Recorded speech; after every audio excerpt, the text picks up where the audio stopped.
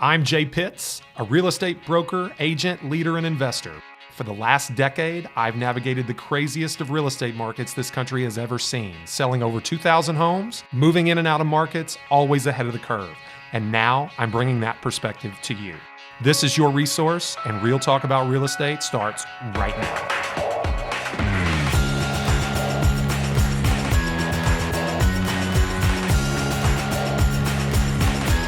We're back, folks. Welcome back to another episode of Resource, Real Talk About Louisville Real Estate. I'm your host, Jay Pitts, broker owner at RE/MAX Premier Properties, leader of JT Pitts and Associates, recently named, currently through May of this year, the number 20 overall real estate team in the RE/MAX system. Incredibly proud for that recognition and thankful to all of our hardworking agents here at RE/MAX Premier Properties for making that happen. As you know, we're here for the podcast. It is Wednesday afternoon after a brief hiatus.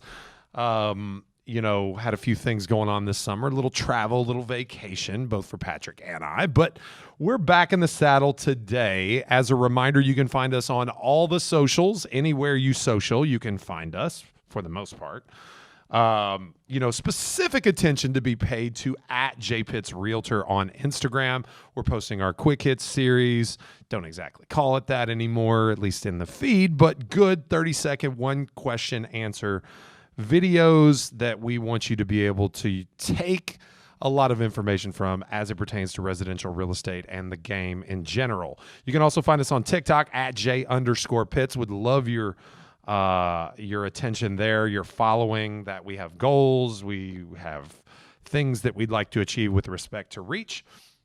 Obviously, you could be watching us live on YouTube right now, youtube.com/JPittsRealtor. We'll come back to all of that later, but make sure you don't forget about us on the podcasting channels, both Spotify and Apple iTunes. 5-star reviews are always appreciated. Okay, now, without further ado, let's get to today's topic. And as you know, I'm always excited about today's topic. Why would I be on the microphone having a 30-minute conversation with myself if I wasn't excited about what I was bringing to you? Here we stand, June 22nd, 2022.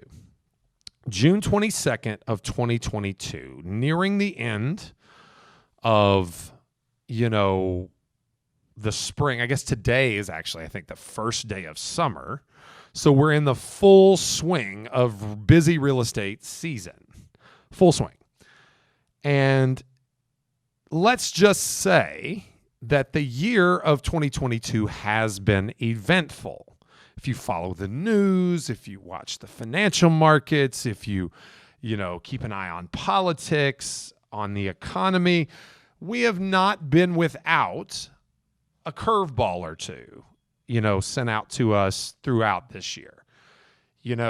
I was a baseball player growing up, played in college, as many of our listeners know that know me personally. And I will tell you that, the recipe for success at the plate in the game of baseball is always look fastball and adjust for the curve or adjust for the off speed, the slider, the changeup, what have you. We've had to adjust numerous times this year already. As I sit here, the Dow Jones Industrial Average, sits at 30,586. In the month of June, that is down from 33,173 at peak, a roughly 10% correction in the last 22 days. If we zoom out even further, the 6-month dive is from 36.8, roughly a 20% correction. So $6,000 correction on a $30,000 valuation is a 20% correction. We have officially crossed into bear market territory. Year to date, 20% correction. The price of Bitcoin, if you follow the crypto markets, is down to 20,000. At an all-time peak of 68, but a yearly peak of 47. That's less than a 50. That's more than a 50% decrease in price. I mean, NASDAQ stocks have been crushed. The tech sector is really, really feeling, this monetary policy tightening that has been required by 8%, north of 8% inflation quarter over quarter.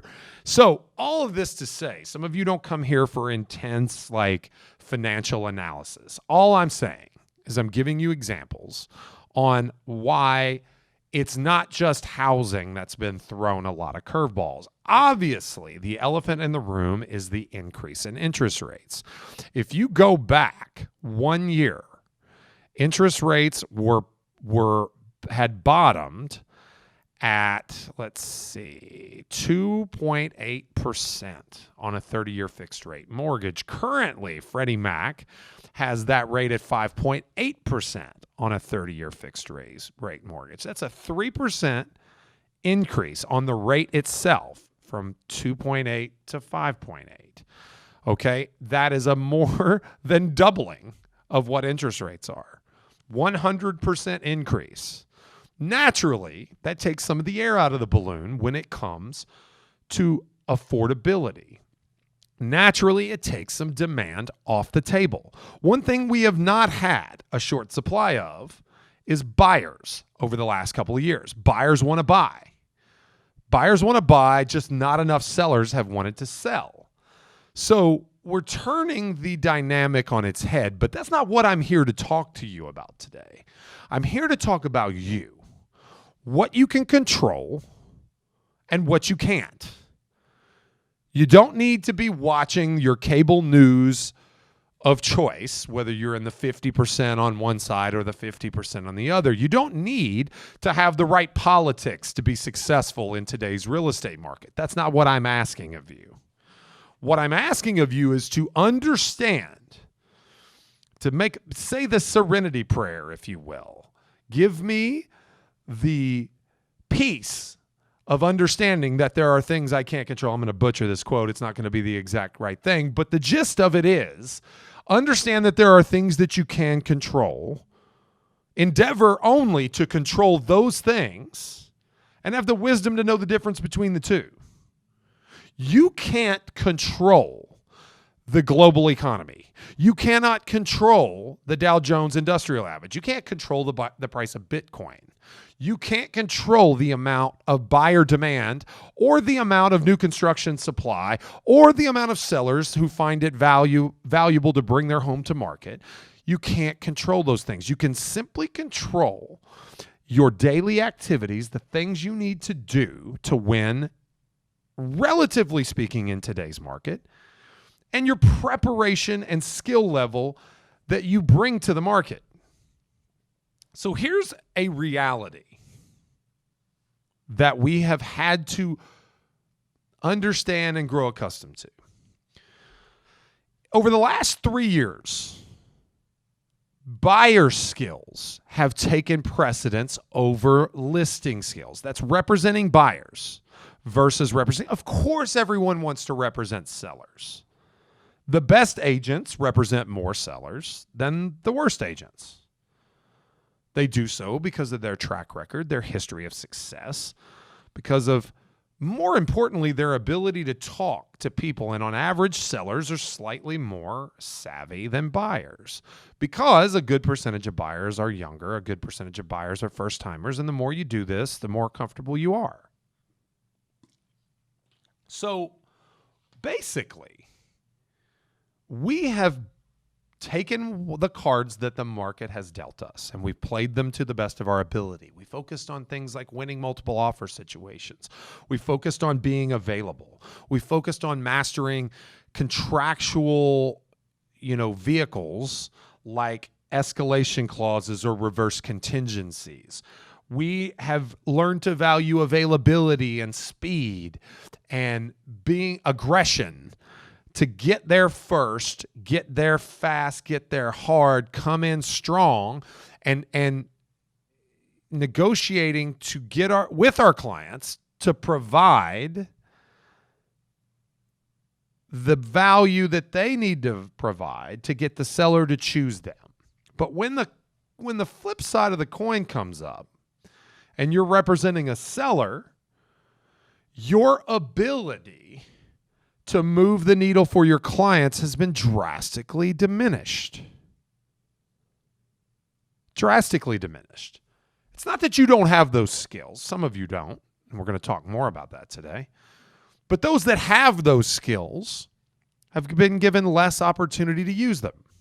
Those that don't have them have been given less motivation to obtain them, leaving you soft on seller skills.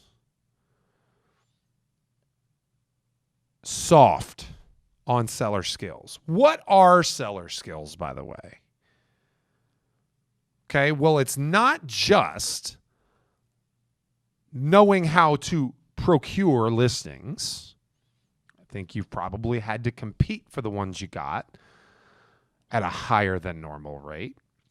And maybe you've gotten good at competing, and maybe you just didn't get the ones that you had to compete for. So that's something that we can revisit. But how often have you actually been able to see all the strings at the puppet show, all the variables that could possibly be moved this direction or that?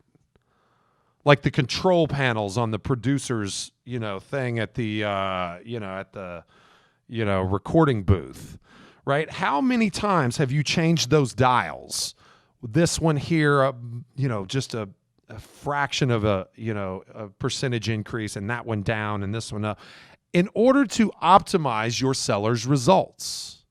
How often have you had to master dialogue to talk to that seller, to put them in the proper context and perspective so that they're willing to accept the best outcome, even when they don't quite understand why? As a well-rounded real estate agent, you have to be able to represent both buyers and sellers, help them get the optimal outcome. And like a referee in a basketball game, you have to be invisible in doing so. You cannot be the one that makes the choice. You can only lead that horse to water. You can't make them drink. But influence is incredibly important. Now, pretty soon, we're going to have to master those skills that influence through verbal communication, picking the right words at the right time with the right body language and tone. We're going to have to set proper expectations up front so that sellers understand that chasing the prices of 6 months ago after a 3% increase in interest rates over the last year is not a fruitful endeavor.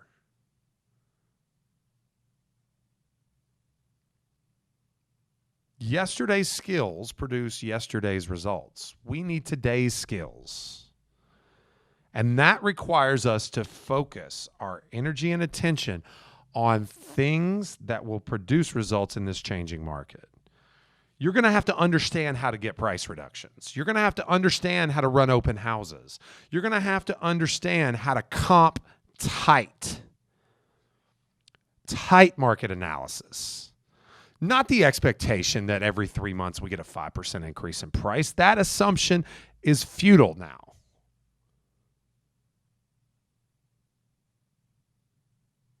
You always have to get in front of the market. As the opening to this podcast says, you have to be ahead of the curve. Because it's easy to chase the market up and it's easy to chase the market down, but neither of those activities produce the best possible result. The only agent that wins in a sideways or downward trending market is the agent that is able, through the skill and professionalism, to have confidence and calmly articulate where the market is headed and encouraging their sellers to get in front of it. Now, we're in this weird place, right? Because all the historical stats, even recently, we've had such an increase so fast. 3 months, we've gone from 3.82 to 5.82. 2% increase in 3 months. I'll say that again. Interest rates have risen 2 percentage points in 3 months. And there's no end in sight. We're going to see a taper. I mean, the air's come out of the balloon a lot. Inflation should slow down with a 3/4 point Fed interest rate hike over the last couple of weeks. But inflation will probably continue to climb because the producer price index is still increasing at a faster rate than the consumer price index. When there is equilibrium between those two indices, that's when you expect inflation to start to stabilize. And from stabilization, it can start to work its way downward. But we can't deflate the economy as fast as we inflated it. So rates are going to continue to go, which is going to mean we're already in a short inventory market. Yes, more properties have come to market and they've sold slightly slower. Okay, but still in Louisville, in just Louisville, compared to 2019, we have had 1,650 fewer properties come to market through this point in time in the year. I'll say that again. Through mid-June of 2019, we had 1,650 more properties come to market than we have in 2022. Historically short inventory, backsliding demand equals fewer units sold. Now, they're going to sell at higher prices, so when you work on a percentage basis on income like we do here in this commission-only world, your earnings can be good. And I am the guy that says that the best make more in a down market, but that's exactly what I'm talking about today. The best are the best because their skills are tight. They are not soft on 50% of the industry. They are not, hardened professionals on the buy side and soft as a wet flower on the seller side. You have to be able to have difficult conversations. If you are not able to have difficult conversations with savvy, educated sellers, this market will eat you alive. Because the disparity in expectations, despite the market not crashing, it won't. The macroeconomic conditions that are present will not allow it to happen. The market will not crash. I repeat, it will not crash. But the disparity in expectations from here to here is larger than from here to here. When a bad market decreases by 1%, nobody says things are worse today than they were yesterday. It's just bad. But when a good market, a historically good market, decreases by 5%, it scares people, despite their prospects being infinitely better than they were in a bad market. Let's talk specifics. The most homes we've ever sold in a year, ever, in the city of Louisville, in the Louisville metro housing market, was 2020.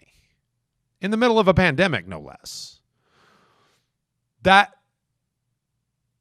was by far and away the most, and 21 was the second most. 22 will be the third most in terms of units sold.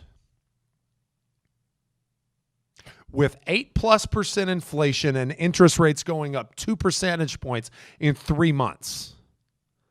It will be the third most active market. Oh, and by the way, prices have appreciated so much that 2022 will likely be the greatest year for sales volume on record in this market ever.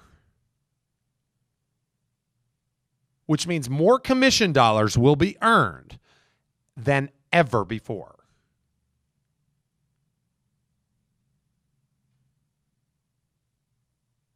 The market will not crash, but it will pick winners and losers. and the skills necessary to be a winner are different than what it took to be a winner the last 2 years. You have to know how to analyze the market and the activity that you're getting on your listing, how to have some feeling of the inertia, and then back it up with statistical data that is available to all of you through the multiple listing service. You don't need this special data source. It's all right there in the MLS. It's not mostly about having the data. It's how you analyze it. Taking the feeling you have as a professional and then attributing trends to the statistics that you're able to readily access, and then presenting those to your seller in a cohesive way, in a confident way, being proactive. Do you know that you're infinitely more likely to get a price reduction when you call the seller first to talk about why the home isn't selling? I know you all avoid those conversations because houses have sold for $20,000 over list price, in 1 day or less under 15 offers for the last 3 years straight. And you're afraid that the seller is going to attribute the difference that they deep down know is the market to you as an agent, because nobody wants to take their own medicine. It starts in the very beginning. From the very moment, the first conversation, interaction, what have you, it starts the moment you start to interact with a seller, where you start showing them that you are not the reason that the home hasn't sold. It isn't even on the market yet. It isn't even on the market, and you have to have started showing them that you're not the reason it won't sell. Because there's only 2 reasons why it won't. It won't sell because of the price, or it won't sell because of the agent. Proactivity is essential from day one. Confronting challenge is essential from day one. You might get your first price reduction before you ever leave the listing appointment. You don't even have the listing paperwork signed yet, and you've already gotten them to mentally agree to the first price reduction that's going to come 10 days in if the home hasn't been shown more than 5 times. But if you are hoping for the best, hoping to be surprised against your better judgment, the market will bail you out no longer.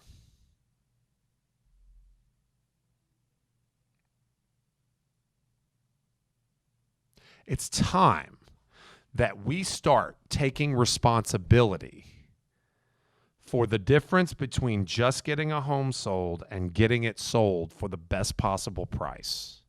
It's time we start taking responsibility for that. There is no doubt that the best agents get the best results. There's no doubt. And there's also no doubt that you were forced to place emphasis on the buyer side of the equation versus the seller side over the last couple of years. Listing agents, we stood back, we collected leads, we took listings, and we tried to negotiate the best possible terms by doing the same thing I'm telling you to do right now. We took every penny off the table we could for our seller. Every single penny.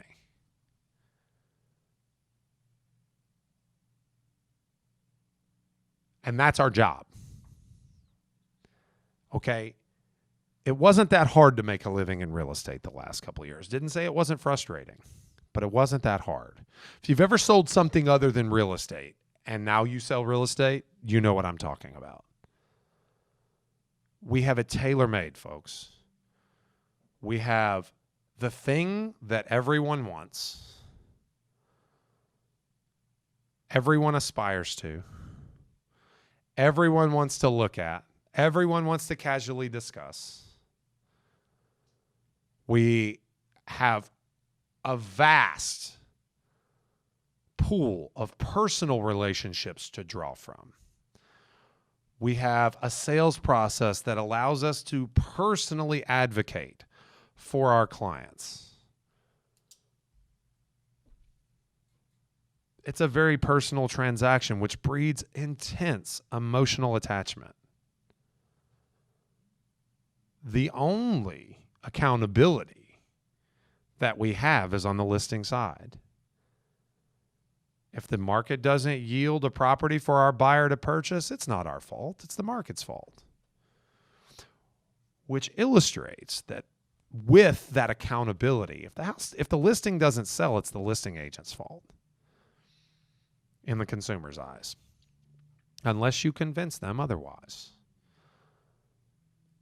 And you signed on for that price that failed, so you've got some culpability too. Even if you convince them that it's not the agent, it's not you, it's the price. Well, you signed up for it. You signed up for this. This is a mutually, exclusive relationship. You both walked in with eyes wide open. If you didn't set that expectation of what's going to happen next, well, that's on you. And you're destined to lose. It's good to be the first love, the second spouse, and the third realtor.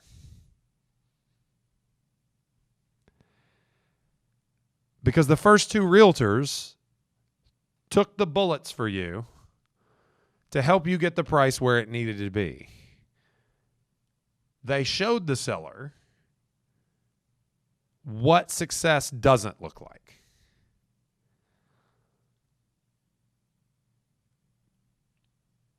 If you're not starting in the very, very beginning, setting the proper expectations of what happens when their picture of success does not come to fruition, you're just as liable as they are. It's time we stop being soft on the seller side. As a fellow I'm quite fond of, Mr. Tom Ferry, says, your income is directly related to the size of the problem that you can solve. I would edit that slightly to say how effective you are at having difficult conversations, helping people make decisions that they don't want to make but need to make. It's really not that difficult, guys.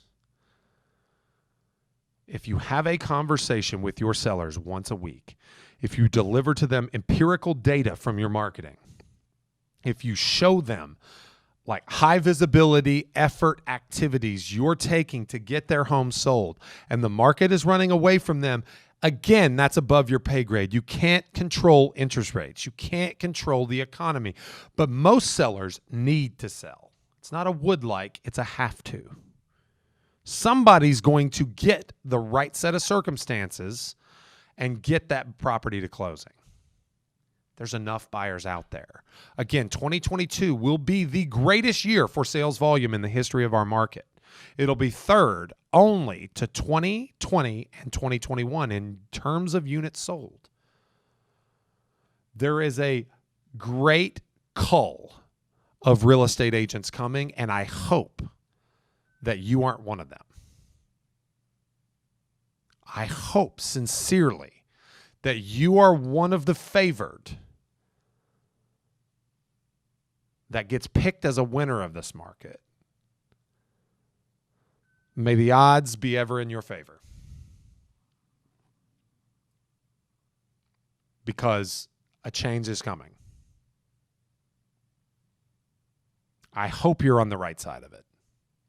That's all I got for today, folks. Thank you again for tuning in. As a reminder, you can catch us live every week. Well, almost every week. Maybe we don't go live every week. But when we go live on YouTube, youtube.com/JPittsRealtor. On Instagram, @JPittsRealtor. Check us out. 30 seconds on the reels. We would love your energy and attention there. @J_Pitts on TikTok. @JTPA Louisville on Twitter. Please, please, please find us on the streaming platforms of Apple Podcast or Spotify. 5-star reviews, subs, all those things are greatly, greatly appreciated. You can find us on other more obscure podcasting platforms as well. pretty much anywhere you podcast, but those two in particular are of great importance to us. Follow us there. Give us a 5-star review. Give us a like if you like what you hear. Communicate with me in the DMs however you want to. Give me ideas on topics you would like to hear here on Resource. I am here for you. Some would argue that I like to hear myself speak, but frankly, Patrick could probably attest. I don't get on this microphone just for me. I want to teach. I want to contribute. I want you to learn from my experiences, my mistakes, and my triumphs. And without, any more to add for today, I'm just going to sign off. We genuinely appreciate your listenership. Catch us back here next week. Once again, I'm your host, Jay Pitts, broker owner, Remax Premier Properties, JTPA here as well. We'll see you real soon.